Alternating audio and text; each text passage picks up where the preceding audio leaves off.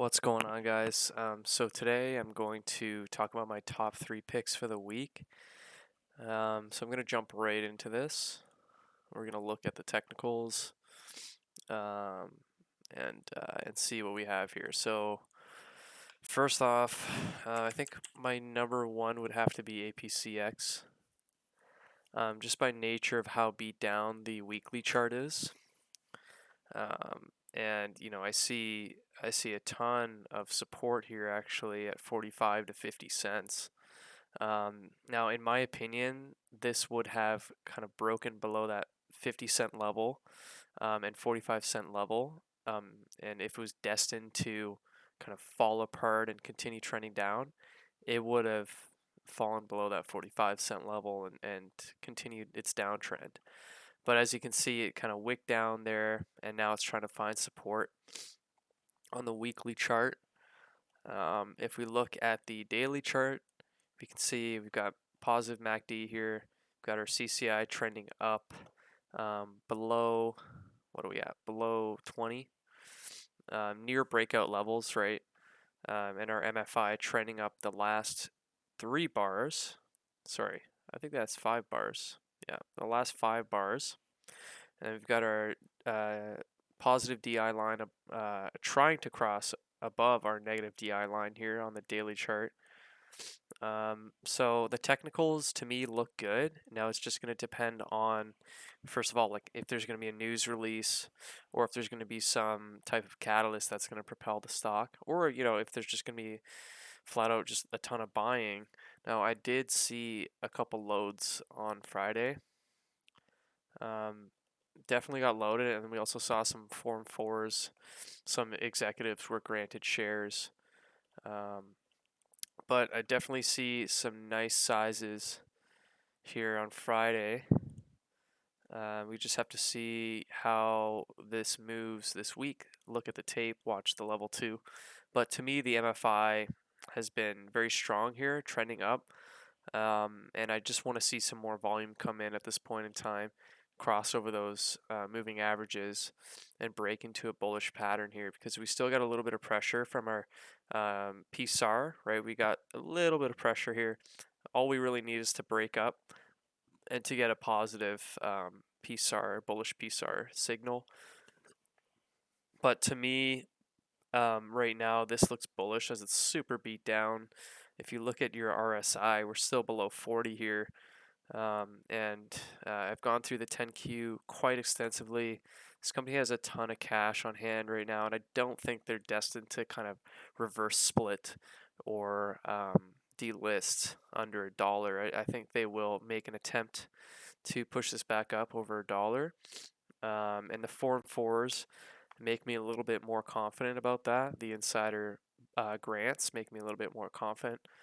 So I really like what I'm seeing right now in terms of the setup. And we're going to have to see how this plays out next week. I really want to see that 65 level break pretty hard. So 65 cents is going to be interesting. If we can break above that on some good volume, I think it may be clear to hit that top Bollinger Band at 87, 88 cents to potentially $1 and higher. So we'll have to see how this plays out again. I think the technicals are strong here. We're just going to have to see a bit more volume, that's all. So yeah, that'd definitely be my number one pick. Number two, I'm looking at RVSN. I really like the fact that they're kind of collabing with Hitachi, which is a multi-billion-dollar corporation. And so this is a stock that's under $1 that no one's ever really heard of. They IPO'd recently, and no one's no one's really watching it, right? Like it's one of those stocks where it's super quiet. No one's talking about it. There's no chatter anywhere. So I like that actually. I like that there's not a lot of chatter on this stock. And I think again, this is another case where I think management will make an attempt to push this back over $1 at least, and try and hold it there to get back in compliance. And the chart looks fairly fresh to me, so I think there's definitely a chance here for, a big news release or some sort of catalyst going into the next couple weeks. So there's definitely a swing for me. I do want to see it break above. Now you can see the Bollinger Bands are getting very tight here. I want to see, and the MACD is positive as well. I want to see this break above, I'm going to say 90 cents with a hard push on volume. And then, potentially we can make a move to one, $1.15, $1.20, and so on and so forth. So yeah, I like the setup here. It's super beat down as well. I think the warrants are like $4 or something. So I definitely like the setup, and earnings is out of the way, which I like actually. I think this stock can run now that earnings is out of the way and the stock has been kind of pushed down. Its RSI has been very low for quite a while, and I would say it's pretty bottomed out around here now. It's more of a breakout play near some solid support. We're gonna have to see this get some volume, right? That's gonna be key. But I like taking a trade when it's nice and low. RSI below 45. This one seems to be setting up for a nice move, and I've liked the action so far. Um, we had a PR there. We got, there wasn't a lot of volume in pre-market there. I think that was just a load, in my personal opinion, for a bigger move. So we'll have to see how this sets up the next week or two. But yeah, I like how this is setting up. We're just gonna have to see some volume. That's all. I don't want to see it break down. Otherwise, it's a no-go for now. Okay, and then my next pick would probably have to be TCBP. We're waiting on phase 2, phase 3 trials, trial results, I mean.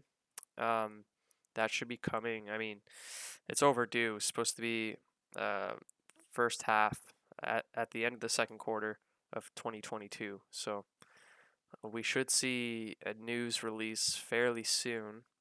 I like what I'm seeing in terms of the MFI trending up, the last few bars, the last 4 to 5 bars.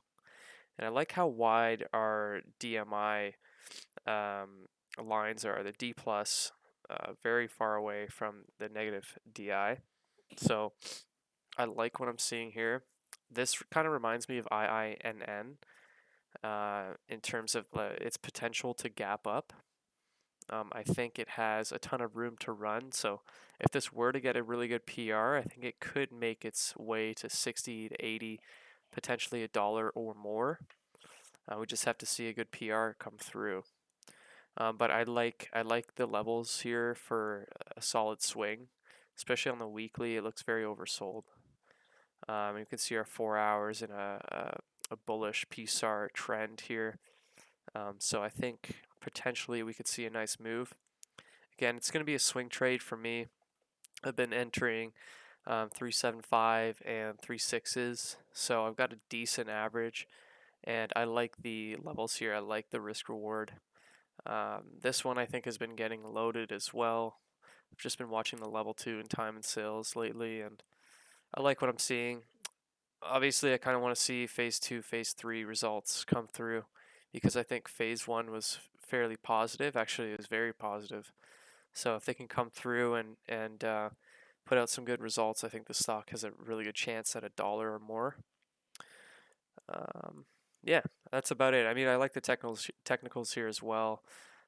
It's been on my popper scans for quite a while now, for a week and a half or so. So I've been just quietly loading this. No one's really talking about this stock. You'll notice a trend there, like with the stocks I talk about, like no one's really talking about them. And there's a reason for that. If you're looking at stocks that are super overcrowded and there's all this chatter, chances are there's some idiots on the stock, and eventually they're going to sell on you. And there's, some short sellers that are fucking with the stock too. But really, you just want to avoid the crowds with these types of swing trades where you're trying to get 100% or more. Basically, the boards need to be dead, the forums need to be dead. Like, no one's really going to talk about the stock until it pops up again. So that's just the way. That's just the way the market is. So I prefer to take trades. To me, it's lower risk when no one's talking about it. It's a higher risk play when everyone's talking about it. So that's how I see it. Um, yeah, so those are my top three. I'm looking at APCX, RBSN, and TCBP. So let's see how these stocks do in the next couple weeks. All right, guys, I'm going to end it there. Take care.